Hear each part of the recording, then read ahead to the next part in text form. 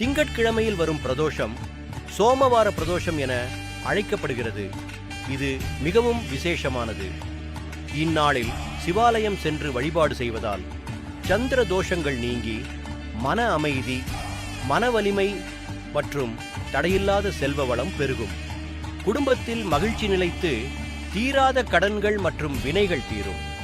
சோமவார பிரதோஷ பலன்கள். மன உறுதி. சந்திரனின் ஆதிக்கத்தில் வரும் இந்நாளில் சிவனை வழிபட்டால் மன கஷ்டங்கள் நீங்கி மன உறுதி மற்றும் தெளிவான சிந்தனை உண்டாகும்.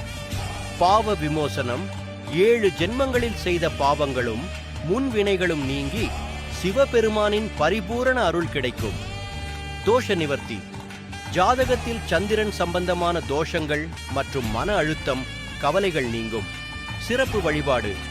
மாலையில் 4:30 முதல் 6 மணி வரை சிவாலயங்களில் நந்தி தேவர் மற்றும் சிவபெருமானுக்கு நடைபெறும் அபிஷேக ஆராதனைகளை தரிசிப்பது 7 வருடம் பிரதோஷ விரதம் இருந்த பலனை தரும். சுப காரியங்கள். தடைப்பட்ட சுப காரியங்கள், திருமணம் போன்றவை விரைவில் கைகூடி வரும். சோமவார பிரதோஷத்தன்று உபவாசம், விரதம் இருந்து மாலையில் சிவனை வழிபடுவது சிறப்பு.